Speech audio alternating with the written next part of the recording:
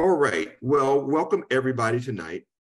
My name's Vincent Medley. I am the director, the Maddie's director of the Human Animal Support Services Project. And before we get started with tonight's presentation on heat maps and shelter data, let me go over a few housekeeping items, and I'm going to read directly from my checklist. So in Zoom, you will see a Q&A option at the bottom next to the chat option. Please use the Q&A to submit any questions that you have for the panelists to ensure we see all your questions. We only answer questions that are in the Q&A. The panelists will only answer the questions in the Q&A. So put those questions in the Q&A, please.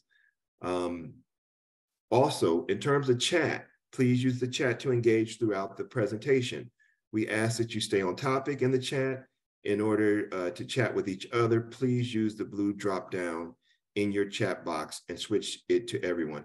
If you want to email the panelists directly, just make sure that you know who you are chatting with, and put the right information in the box. We love to hear from you in the chat, and you'll be seeing me interacting in the chat, and the panelists will too from time to time. So please be free and liberal with that chat. A recording of this webinar will be distributed within 3 days to the email you registered with. If you do not see it in your inbox after 3 days, be sure to check your spam or visit our website at humananimalsupportservices.org. Okay. And then lastly, please stay tuned to fill out a brief poll at the very end of the webinar. We use that poll to give us feedback on the subject and the panel. So thank you all for doing that. Now, let me introduce tonight's topic and our presenters. In tonight's webinar, Data Visualization Demystified, Heat Mapping 101 for Animal Shelters, we will hear from our data team members, Angela Gates and Gareth Meredith. They can introduce themselves and their title. And then also one of our fabulous pilot assistant directors from one of the pilot organizations that works directly with Haas on different projects. And that is Spencer Conover. He is the assistant director for Pasco County Animal Services. And now I'm going to go off camera, and without further delay, I'm going to give this webinar over to our panelists. All right, I guess I'm going to go ahead and introduce myself first. I'm Angela Gates. I am the Data and Digital Tools Coordinator with Haas. I've been with Haas since 2021, where I started as an embedded data coordinator. So been working with the pilot shelters in our project for quite some time. And I help make visualizations and tools for them to make decisions about their community and their data and just do really, really cool stuff and make a lot of heat maps.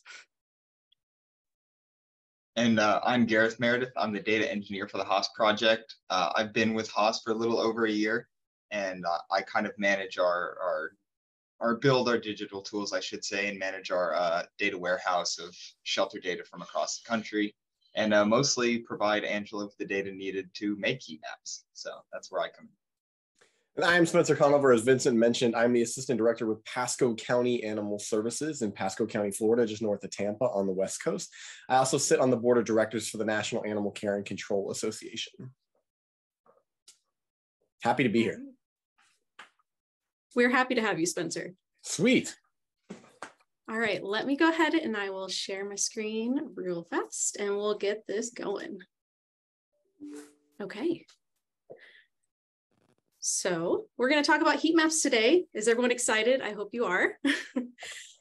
We're going to start from the very beginning. We're going to talk first about what is a heat map. Heat maps are just in general a visualization that uses colors to represent how big or small various values are in a data set. So it's kind of interesting. Heat maps, when you go to like Google it, you may not actually see what looks like a map. You might see some, cool like Excel looking spreadsheets with like different colors and stuff. So it kind of encompasses a lot of different visualizations. But the two that we're going to really talk about today, and we're going to show you how to make, are geographic heat maps and choropleth heat maps. So The difference between these two, geographic or like a point density heat map is a way to pinpoint where things are happening based on the density of your data.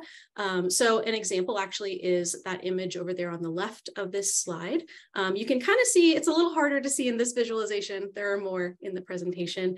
But in this one, you can kind of see some of those darker areas, higher density of things happening in that area, lighter dots, less things happening in that area. Pretty straightforward. Choropleth maps are maps where different geographical areas are shaded based on how specific, how much specific thing is happening in that area. So, you know, you might see like it's broken out by zip code or state or by countries. So it's pretty tied to those geographical borders.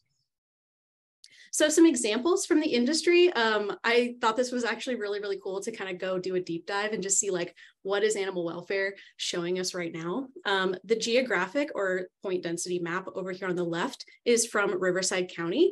And this is their lost and found pets map, which is super cool. You can actually go look at it right now if you want to. But they have little cat and dog icons to represent each of the points on their map. And you can kind of see these are where each of the cats or dogs are, you know, those lost and found reports are coming from, represented on a map. This choropleth map on the other side comes from our friends at Shelter Animals Count. A lot of you have probably seen this before since it is pretty basic visualization on their site. But this is the national map of intakes for 2023. And it's actually kind of interesting to note how simple this map is and how you can get a lot of different information out of something just so simple. You know, right away, we can tell that California, Texas, and Florida are unfortunately the 3 top states for the most intakes for the year. So, you know, there's a lot of different ways that you can use these to represent your data and to make your points. So why do we want to use a heat map? That's kind of the whole reason you're all here, right? You see maps and you're like, okay, well, like, what does this have to do with me and my shelter data? Heat maps are really, really cool and important because they can help you understand pet ownership in your community. So for example, we have some of those there. Heat maps can tell you a lot about adoptions in your area. So where are animals going? How many people are adopting animals in a certain area? Are there areas that people are not adopting animals as frequently? And can you target those areas? Really, as you get into some of these, you're going to start to kind of like snowball and ask yourself more and more questions. Stray intakes is something that we also look at quite frequently. There's actually a really cool example from Pasco down in the that looks familiar, that one on the bottom there. Exactly, yeah. So that one's showing your stray intakes over the counter versus infield. So again, just another way that you can kind of look at your data and really get just kind of a different view of the things that you're collecting on a day-to-day basis. Yeah. Lost and found animals, like we pointed out with that Riverside map, that's another way that you can kind of plot that out and actually make it really visual for your community to kind of start helping you in a very real way. Highlighting and planning shelter support based on people and pets' needs. That's a whole reason that Spencer is here. He's going to talk a little bit about this point specifically, but I wanted to give you all some ideas before we got to that. Just some things that you could maybe keep in mind as you're kind of coming up with ideas of like, what do I want to dig into in my data? So if you're looking at your data and you're like, hey, I'm collecting some intake reasons, maybe we could use that. You can definitely use them to address housing issues. Maybe look at if you have an owner surrender that came in for a housing reason, you know, why exactly is that animal coming in? And are there things that you can put into place to support that person, like emergency boarding? Low-cost medical services. We talk a lot about microchipping, spay and neuter, you know, low-cost vaccine clinics, things like that. That can really help pinpoint where that will have the most effect in your community. And then also behavior support. Recently, I was looking into returns and I was finding that behaviors like nuisance behaviors are one of the top reasons that dogs are coming back to shelters. So, I mean, can you offer some additional behavior support and can you target where you're offering that support to be the most effective? So many really cool questions. And I hope that you all are taking notes and you're like writing these things down. And I hope we're like getting the gears turning a little bit, because like it's kind of a rabbit hole once you really get into it. But with that being said, I want to pass this over to Spencer so he can talk a little bit more about Pasco and the ways that they're using their maps. Sure, and a lot of great questions in the chat already, and we're going to get to all of that, and I'll probably explain a couple of them in my little talk here. And I don't want to take up too much time because Angela's got the guts of this, and Gareth has all the great data to show you all. But my little piece is kind of showing y'all how we utilize this at a shelter. We've been working with Haas since just after COVID, and one case in particular really opened up our eyes to heat mapping. And it kind of goes back, and if you've seen me present at a conference or something before, you've heard me tell this story, but we got in a stray dog. It was a little like Maltese thing or something, and no microchip, no anything. And our standard stray period is 3 days. We held the dog for 6 days. Nobody came for it. And so we neutered it, sent it off to rescue. 12 days after the initial intake, a citizen from the community came forward and said, "Oh my gosh, I found the owner. Where's the dog?" And we're like, "Hey man, it's too late. Dog's already gone." And the community was pretty upset with us. Luckily, we had a couple rescues step forward and say, "Hey, you know, this situation sucked. How do we prevent it from happening in the future?" And we said, "Hey, if that dog had a microchip, you know, would have gotten picked up by the animal control officer, scanned, taken right back home, never even would have been to the shelter." And so they donated $500 each. We matched the $1,000 donation. We started doing free microchip clinics. And we started to offer them at our shelter. We would do drive-throughs at the shelter on a couple Saturdays. Our veterinarian came out, microchipped completely for free. And after a couple, we had microchipped several hundred animals. We also offered twice weekly vaccination clinics at our shelter. And we started to get with the Haas folks, and they were tracking some data for us. And this particular heat map really popped out to us. These are stray intakes and percentage of stray intakes that are coming in with identification, i.e. a microchip. And if you had to guess, looking at that, where is our shelter in this county? And if you guess that big, dark purple blot right in the middle, you're absolutely right. We were offering this microchip clinic. We were offering the free microchip clinics, and we realized we were only serving our area.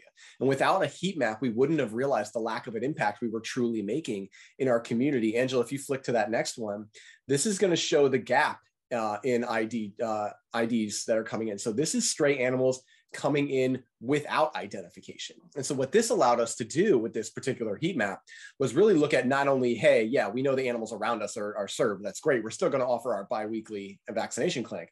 But if we're going to do these free microchip clinics, we got to go where the need is the most, right? And so we started tracking, hey, where are these areas that need the help? And if you see those three dark purple areas, the one on the far west is the Hudson area, the one in the middle on the left is the Moon Lake area in Pasco County, and the big one on the right is Dade City. And those are our three underserved areas. And if you were to ask us right now, without this map, hey, what are three areas that don't have enough resources? Yeah, I'd tell you Hudson, Moon Lake, and Dade City. But the reality was we weren't making any impactful changes to our programming until we saw it on a heat map like this.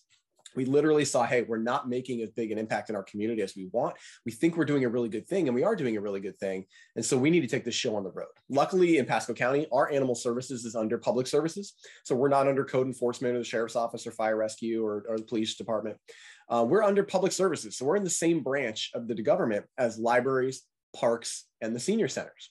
And so what we did is we called our friends at libraries, the parks, and the senior centers in those three needed areas in Hudson, Moon Lake, and Dade City. And so we said, hey, can we borrow your property for free on a Saturday morning and do a free microchip clinic? And they said, hell yeah, absolutely you can. And so what we started to do is subsequently, with all of these clinics that we've done, we haven't hosted another one at our shelter since then. That was almost 2.5 years ago. And we're doing these quarterly in our community, and we're doing it in the areas that need it the most. And it was because of heat mapping that really showed us the need that we had. And the reality is this is one part of one of our programs, right? Haas and these heat maps, our technology utilizing Chameleon, has helped us track a lot of this data in so many different areas. We could keep you guys on till 10 o'clock at night telling you all the different ways that we're utilizing heat mapping. But I wanted to give this one just quick example of how it's affected Pasco County, how it's helped our citizens. And, long story short, the first time, we never, ever, ever want to get a stray animal into our shelter. But the first time that we got a stray dog from way out east in Dade City that came in with one of our free microchips and we were able to get it back home, it was a bit of a celebration for us. We felt pretty darn good. And so just a little example as to how Pasco County has utilized heat mapping in recent years. That is so cool. I love hearing that story. It's really cool. Yeah, it's really cool. Okay, so we're going to shift gears a little bit and we're going to talk about what you need to make a map. These are things that are very easy to get in your shelter software. It seems like it would be kind of difficult. I promise you it's not. We're going to do one today on the air. So your data should include the following. One, zip codes. Zip codes are the easiest bit of location data that you can get out of your software. So definitely recommend that if you're a beginner with heat maps. And then the data field that you're trying to see plotted. So, go back to some of those examples. We can look at adoptions, we can look at stray intakes, some of those specific intake reasons. And really that's all you need to get started. There are some advanced options though, for some of you that have kind of made heat maps and you're like, I kind of want to like dig a little bit deeper and get really granular with some of this data, just kind of like nerd out about it. So you can include some animal level data like ages, sizes, breed. Really, the sky's the limit as long as there's some sort of location attached to that animal. And then, of course, there's the option for using geocoded data. We're not going to get into that today. It's a little bit of a long-winded explanation of how to make that work. But for those of you who don't know what geocoded data is, that is essentially just taking full address data, like street level address data, and transforming it into the latitude and longitude coordinates. So Gareth, I don't know if you want to jump in really quickly and just kind of explain maybe how someone could kind of get started with geocoded data, keep it super surface level. Yeah, so the way we at Haas kind of geocode our data and get the longitude and latitude is using Google Maps APIs. And there exist other APIs out there that basically work with mapping softwares. Every address and intersection, if it's in the right format, can be passed to these programs and given back your longitude and latitude. So if you're feeling particularly tech savvy, there's some really good resources out there online to write it with Python, or I don't know if anyone's done it in Excel or something, but there are a lot of options out there. It just takes a little bit of finagling to do so, but that's the general workflow is address to an API and you get your longitude and latitude back. And then from there, you have a point on a map that you can tie any sort of data you want to. Cool, thanks. Let's talk about software really quickly, because that's kind of the other missing piece of this, right? So you have all of your data, but you're like, how do I make it into a map? Software is the answer. So there are some free options that we have here, and then also some paid options. Keep in mind, this is not the only set of software you can use for this. Like there's tons and tons of other software. Definitely do your research if you're interested in this kind of thing. But just to get you started, we thought we'd, throw out some suggestions. So the first one we have on this list over here on the left is Google's Looker Studio. That's the one we're going to be using today. They make it really easy to collaborate with others. It's part of kind of just the big Google suite of things like Google Sheets and Docs and things. So you can definitely collaborate with your teammates on that. And then you can connect it with live data if you already have sort of a database set up already, or you can use an extract or, upload a file. Garrett's going to go into that in a little more detail in a minute. But we also have Tableau Public. That's another really big player in the visualization game right now. The free version of Tableau is something that it doesn't really support local like workbooks saving. So you can't like save it to your computer. You would have to upload it to their public website in order to save your data that you're working on. So if you have things that are sensitive that you maybe don't want to put out there in the world, you might look into password protecting it somehow, or, a little bit less sensitive data, but it's definitely an option for you. I would recommend playing around with it just to see if it works for you. They do have a limit on how many rows of data you're allowed. I think it's something like 1 million, which sounds kind of crazy, but like, if you're doing this all the time, you might run into that data cap pretty quickly. So definitely take a look at that if that sounds interesting to you. There's also Power BI Desktop. So this is for our Microsoft friends, not super Apple friendly, unfortunately, but it is a fully featured app to learn from. So if you're on a Windows device, give it a look, see if it will work for you. Unfortunately, there's some kind of limited sharing and collaboration capabilities because that's kind of locked behind the paid option. But on the right, just some points about each of these options if you're going to think about paying for it. Tableau Desktop is what we use at Tableau, at Haas. We use Tableau Desktop. And we have, pretty good luck with it. It is a little bit of a higher price point, unfortunately, but it offers more privacy and definitely a little bit more collaboration. And then, of course, Power BI Pro and Premium, kind of the same story, connects really well with Microsoft databases. There's a few different pricing levels for that one, so you can kind of figure out what works best for your organization. And I know some folks were asking, no, I just want to jump in real quick too. We obviously partner very, very closely with Haas, and so they're providing a lot of our heat mapping, but we do some on our own too. And if you utilize Chameleon animal management software, there is a geocoder feature included in Chameleon. It's not inherently installed with Chameleon. You have to ask for it, but it is included if you pay for Chameleon, and it is not nearly as in-depth as the maps we've shown you today, but it is a good way to kind of get your foot in the door. And if you have Chameleon, you already pay for it. That is super cool. I did not know that. I'm going to have to start asking you for all kinds of cool stuff that Chameleon does. Yeah, really cool. But yeah, like I said, those are not the only options. Definitely do your research and just kind of see what comes bundled with your software you're already using or what other people around you are already using and might have experience with. So Gareth, I'm going to go ahead and pass this over to you. We're going to talk about making a map. All right, thank you. Thank you both for speaking.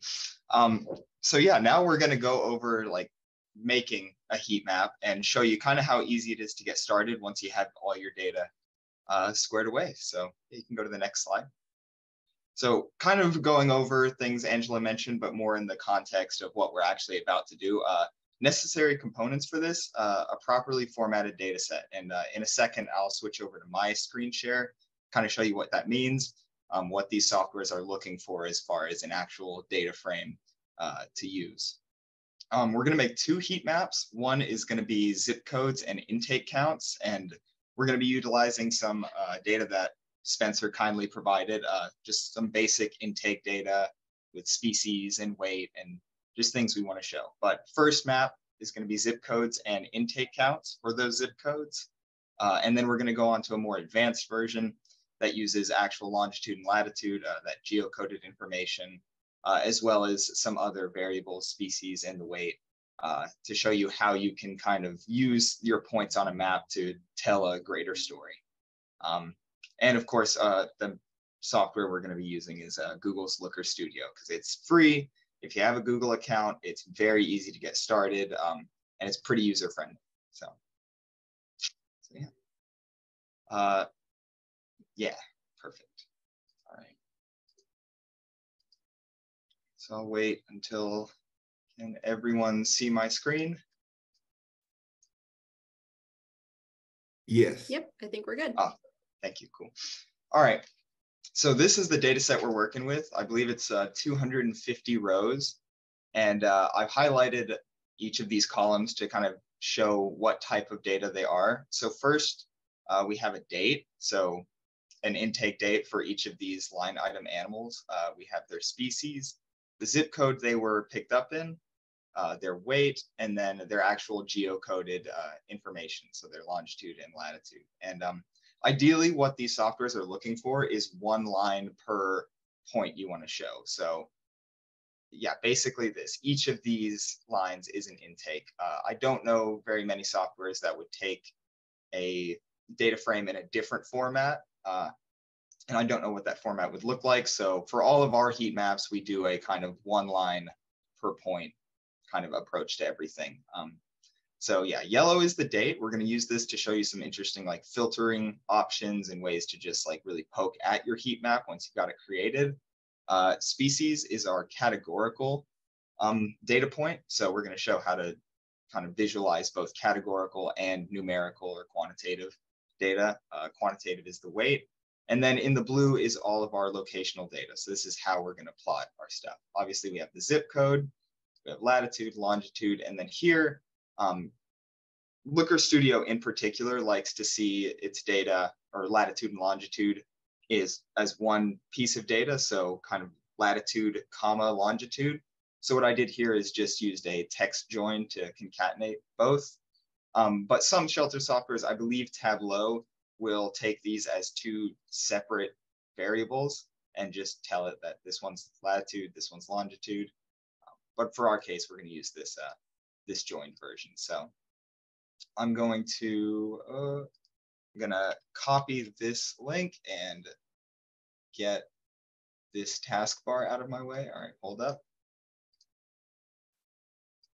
Okay, so this is Looker Studio, and I'm going to show you guys. I literally just Googled it and looked it up, so it's pretty much as easy as that to get started. We're going to start with a blank report, and the first thing it's going to ask you is where its data is going to come from. And you can see just by looking at this, there's a lot of different options. I mean, you can connect directly to BigQuery, which is like MySQL. You can actually connect to MySQL.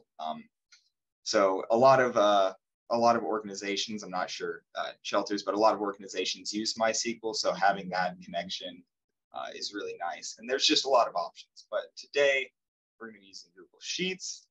I'm going to come in here and paste our newly copied link. And we're going to tell it we're going to look at the Pasco worksheet.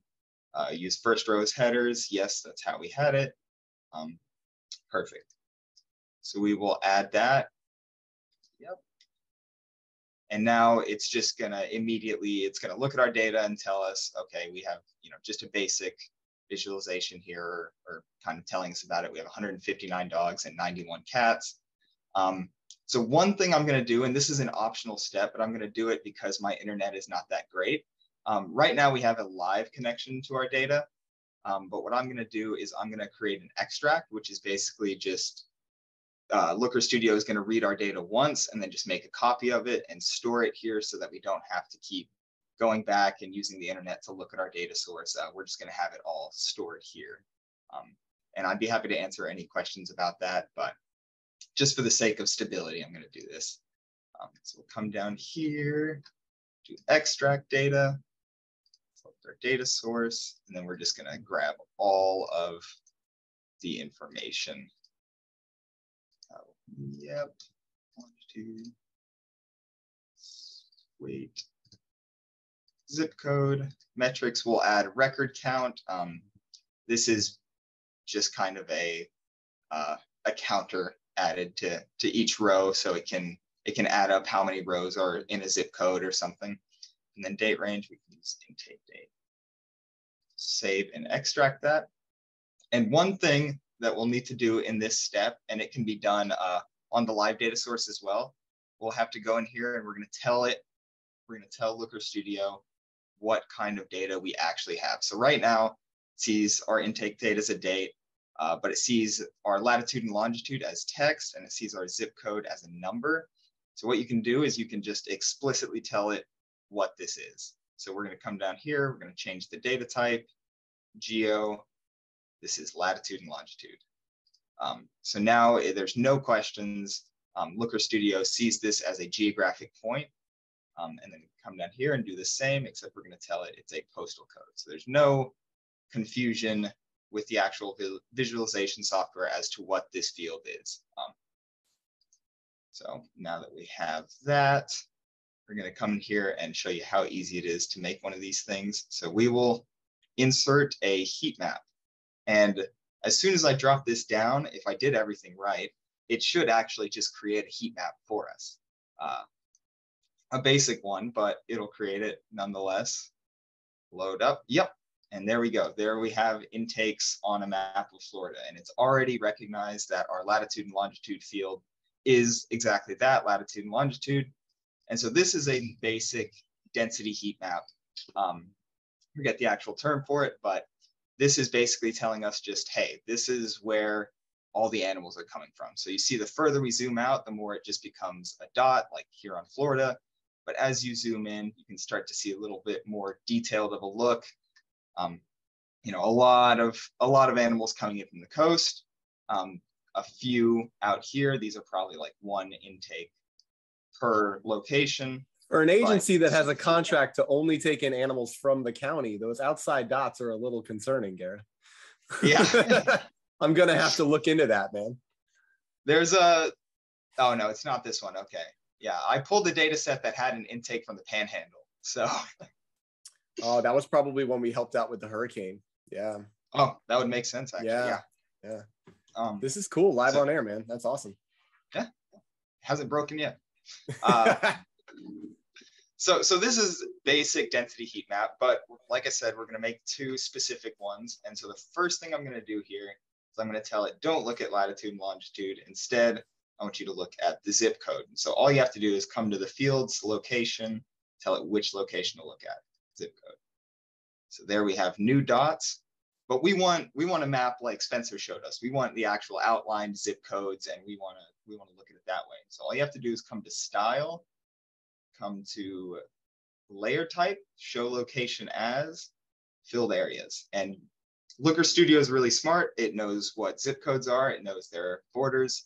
As soon as we click that, we have all these zip codes. And right now they're just all colored, one uniform color, because it doesn't know how to shade these zip codes. So what we want to do, what we're looking for ideally, is these zip codes shaded based on how many animals are coming from each.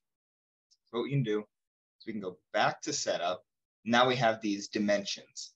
So a color dimension, and this isn't, I don't know, this is getting into the specifics here, but a color dimension would be like, hey, I want to know if more cats are coming from here or dogs. A color dimension would be kind of a binary or a more categorical, like color this red if it's more cats, color it blue if it's more dogs. But what we're going to actually do is color metric. So this is the more continuous, like, how should I shade this? And so the color metric, we will use record count and put that there, and there we go.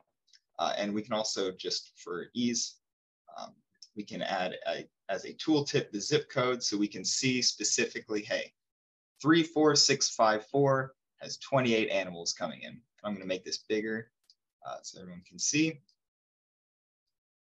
But yeah, this is our heat map. So again, we're seeing kind of the same things as we were last time, except now it's actually broken up by the zip codes. We see a lot of animals coming in from the coast, the most so coming in from this zip code. But yeah, and when you have more data, obviously this can be a lot more, it might tell the same story, it might tell a different story. Again, we're only working with 250 intakes, but over the course of years or however long, this can be pretty useful. Again, you can use this to target, what's it called? Animal control patrols or something. If you have a lot more animals coming in from this zip code, maybe you send more officers out there, or just pinpoint with resources that area. So yeah, that was like, I don't know, 5 minutes. Getting the data in the format you need is actually the hardest part with this. But once you have it and you bring it over here, the software actually does a lot of the work. So it's pretty nice. So that's our basic map. We're going to come in here and add another one and do the more complex, I guess you could say, heat map. But here, what we're going to do, the goal for this one is to make a bunch of bubbles on here and to shade and size these bubbles in a meaningful way. So first thing, okay, we're already using latitude and longitude, which is perfect. We're going to come here, go back to this show location as field in the style tab. And instead of filled areas, we're going to do bubbles. So now we just have a bunch of discrete, this animal was picked up at this location. And we can see as we zoom in, it gets very, very specific. Like, I don't want to call out the person living in this house, but there was an animal picked up there. So we have all these discrete bubbles, which this is useful on its own, but we can make it more useful, like coming back to these dimensions. And now, again, that categorical, the dimension being, color it red if it's a cat, color it blue if it's a dog. We actually want to use that now. So we can come in here, and for the color dimension, we can tell it species. And very nice default colors, very distinguishable. But you can see here, this was a cat, this was a dog. And I'm actually, for the sake of this presentation, going to come in here and go down to this colors section and actually make the cats red so that it's easier to see. So yeah, there's our dogs and cats and where they were picked up. And again, this kind of supports what we're seeing over here, way more dogs than cats.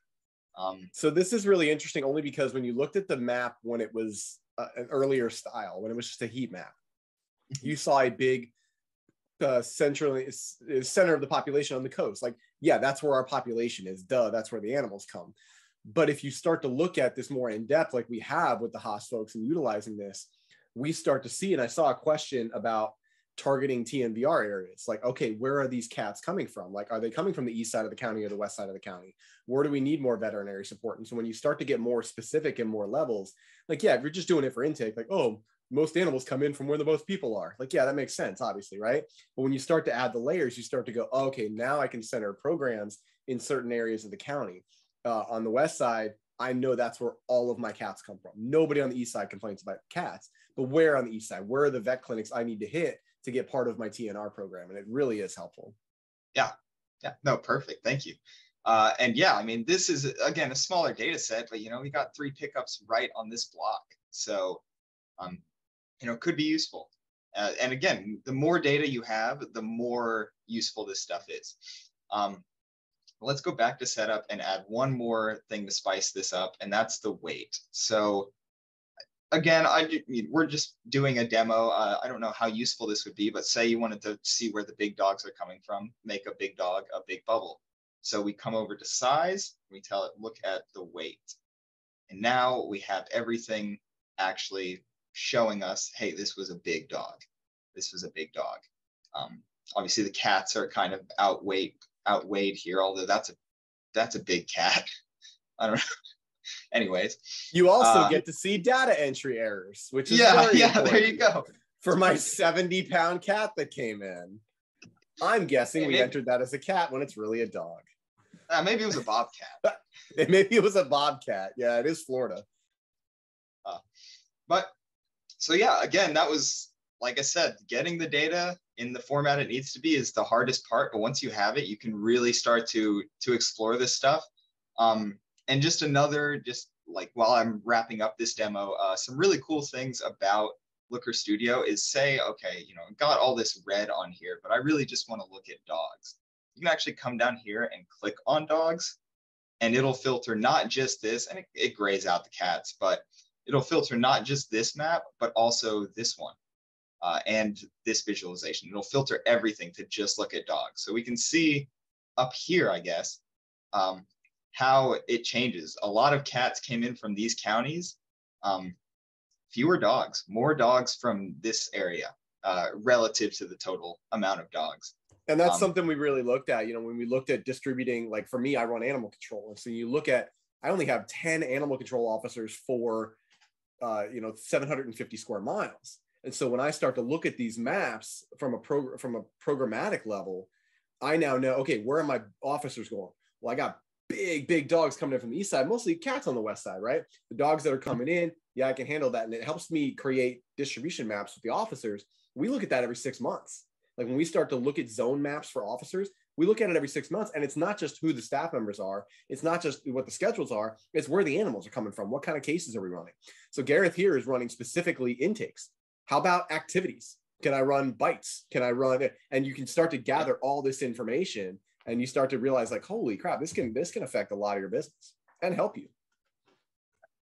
It's crazy how much context you can give this data by just putting it on a geographic map. Just like, where is this happening? So it's one thing to look at, I had 100 bites last year. It's another thing to look at where they happened. So last thing I wanted to do for this demo, we had that date field. And so this is where things can get even more useful, is like come down here and I can add a date range control, put it over here. This isn't the prettiest, map, but we'll make it do. And we can come in here and say, I believe I pulled all this data from May through August. So say we just wanted to look at August. Choose start date August 1st, end date August 31st.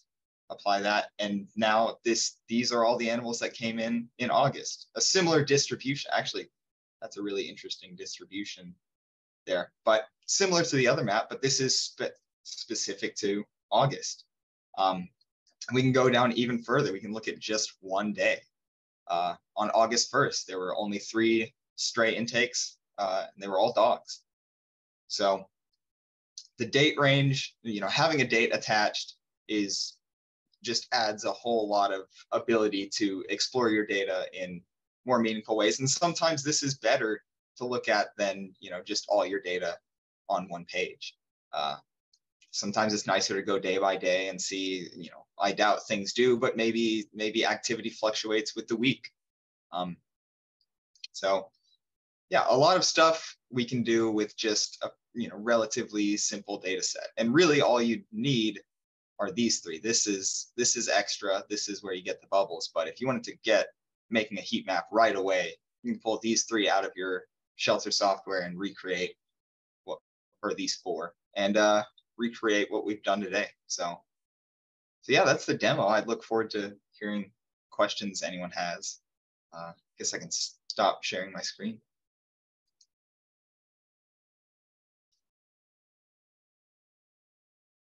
Tons of cool questions. Let's get to them. All right, let's start at the top. Thank you all. So far, we have 13 questions, and I'm going to read down the list. Our first question is from an anonymous attendee. What systems do you use to create a choropleth map? I'm not sure if any of you are familiar with that. Choropleth. That's what Angela talked about in the beginning. Yeah, the choropleth maps. Okay. Well, like Angela mentioned, the main ones that I'm aware of are Tableau, like you mentioned, Looker Studio, and Power BI. Power BI. Again, Power BI is specific to Microsoft, but it's a really, really good tool if you're if you're in the Microsoft system. I know there are other kind of platforms out there. Grafana is a good one. But those are the 3, I guess, most accessible and most widely used. And there's also, people are saying in the chat as well, GIS mapping tools as well. There are a lot of those that we did not even begin to touch on in this webinar. So yeah, so I work for Pasco County government, and we have a GIS department, and I pay indirect costs to all those internal services. And so if there's something I need, I just call them and say, hey, do this for me.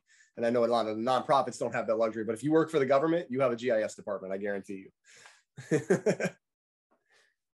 All right. We have another anonymous, and this is along the lines of the question that you all just answered. What about ESRI products, ArcMap, ArcGIS Pro, ArcGIS Online, etc.? They offer more tools for analysis. Any? Yeah. Not personally familiar. I can't speak for everyone here, but not personally familiar with those. But I know there do exist GIS programs that are more specifically tailored to this than the tools we're using are full dashboarding suites, so they're not as in depth with GIS stuff as a GIS tailored software suite could be. But I'm sure under the hood, a lot of those GIS software suites work fundamentally in the same way as these maps.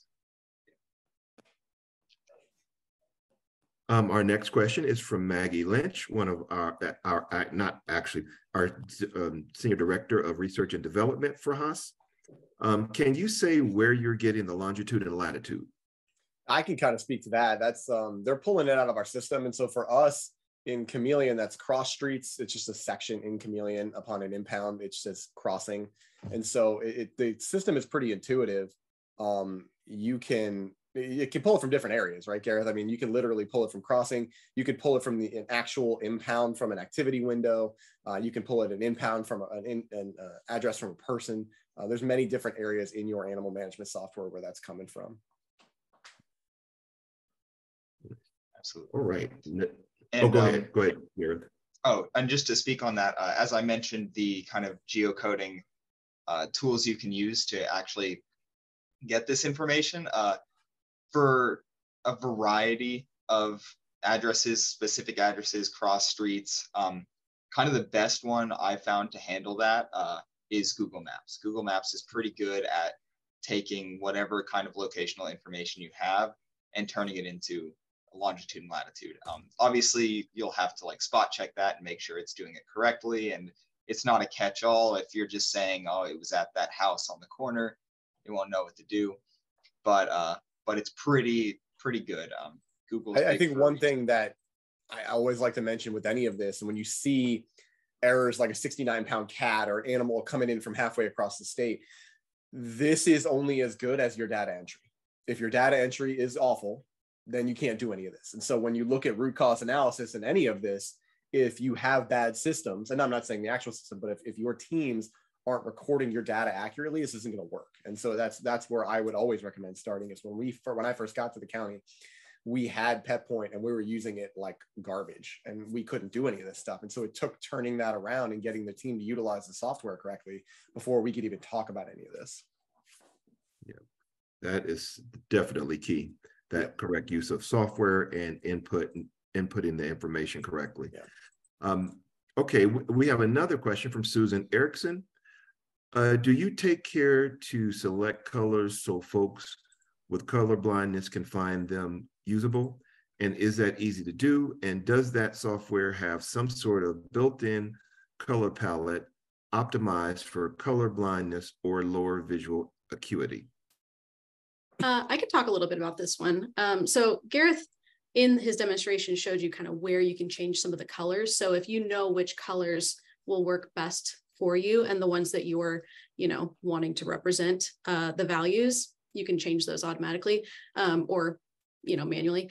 If you're using Tableau, they do have different color palettes that they build out and just include with the software. And I'm sure Power BI as well does, and other softwares do as well. But they're made specifically for like lower, vision, color blindness, things like that. So you can just apply one of those and you don't even have to do it manually. It's very cool. All right. Next question from Megan, who mentioned in the comments she can't wait to nerd out on these.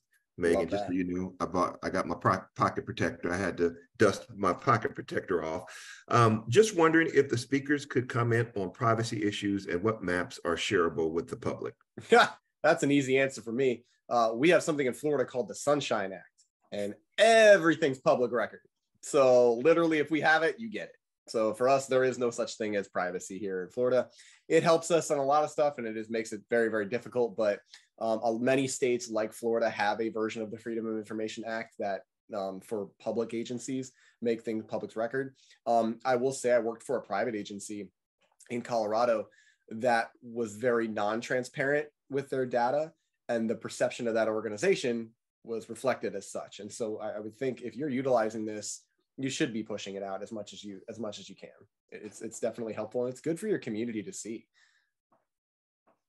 And a way to get this information out there with minimizing any like data leaks or I don't know, just causing a stir is to definitely only show the information you want to show. Don't for each of these line items, if it was like say we were trying to show people returning where people are returning animals from, maybe not showing like in the tooltip, this is John Doe, they're 35 years old or something like that. And that seems simple, but just, stripping your data down as much as possible and just taking a look before you send it out and just say like, okay, are we putting anyone in danger? Are we making anyone a target with this?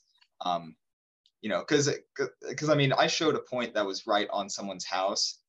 But that was just a stray pickup that just happened. I guess, maybe that person found the dog and called an AOC. Yeah, so that's where we run into where you have to look at multiple ways to gather that data. Is that person found that dog, but did they find that dog at their house or did they find it down the street at the park, right? So there's different areas to get that data. Do you utilize the impounding citizen's address, or do you utilize cross streets, or do you utilize the activity location? There's different areas where you can grab that information. All right, next question is from Jesse Enriquez. One issue we have right now is an apartment complex creating large heat spikes in our data due to high population density with high turnover in a condensed area. How do or would you guys go about avoiding those?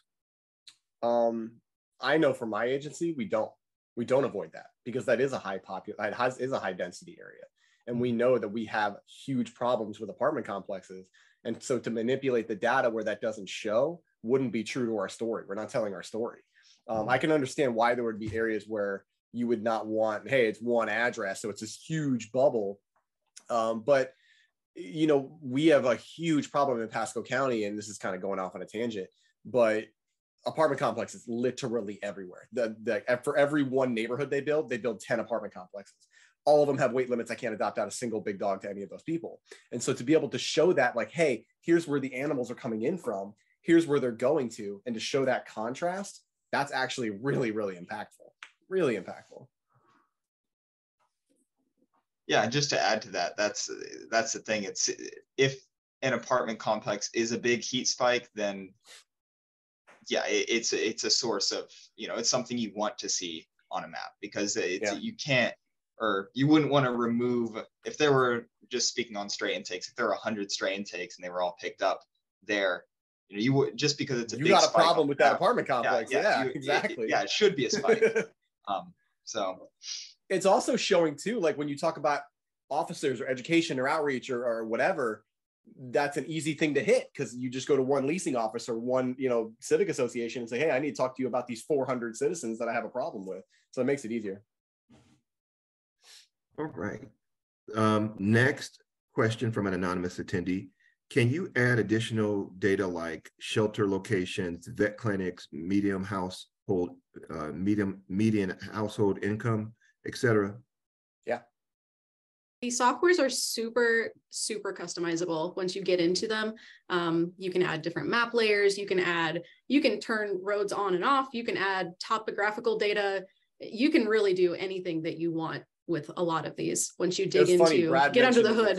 Brad mentioned in the comments, like, contact your GIS because they'll nerd out on this. A couple of years ago when I first started, I just moved to Pasco. So I asked them to make me a map, and it's on my wall. Like, it's a huge map of Pasco County. And they got so mad when I didn't ask them to do anything fun with it. I just wanted a map. And they're like, no, dude, we can put vet clinics on it and we can do this. So definitely ask, like, you can do all that stuff. Absolutely. Especially all of you that work for government, they pretty much all governments have a GIS. So make them one of your best friends. Take cookies into their office as soon as possible. Anyway, next question. This is from Amanda Foster, our Assistant Director of Data of the data team for Haas. Could size and weight be interesting to look at in relation to renters versus owners in the community? It could be interesting to look at breed restrictions in areas of higher intake of large dogs. Yeah, I kind of touched on that, Amanda, but we utilize that for intakes versus outcomes, especially with those apartment complexes. We as an industry several years ago pounded our chest and said, you can't ban pit bulls. And everybody said, okay, weight limits, right? Now you've not only banned pit bulls, you've banned Rottweilers and Labs and German Shepherds and Huskies and all those other breeds. And so we utilize that a lot for, you know, comparing intakes to outcomes. Like, hey, look at all these dogs that came in. None went back out to that area. Why? Weight restrictions. Yeah, it's a big problem. All right. And then Suzette Marchetti asked, if I want to create a heat map that shows how many consultations we performed, shelters we visited over the last 20 years, would I only need the zip codes and years? Depends on the type of map you want to make. So do you want to show your data in a larger group? So, you know, by state, you know, or by county, you know, if you're hitting different counties, we had consultations with 5 shelters in this county, then zip codes will probably work for you. But if you're wanting to show specific locations, looking into some sort of geocoding for latitude and longitude would probably be the better option. So you can see exactly which shelters you're interacting with and consulting with. And just to get more in depth, you'd need, so say you visited 5 shelters in one zip code, you would need a line item for each of those 5 shelters. So it would look like, you know, shelter A, the zip code, the year it was visited in, and then, you know, shelter B, shelter C, etc. And then that would tell you, when you look at the map over 20 years, like, hey, in 2019, we visited 5 shelters here. So yeah.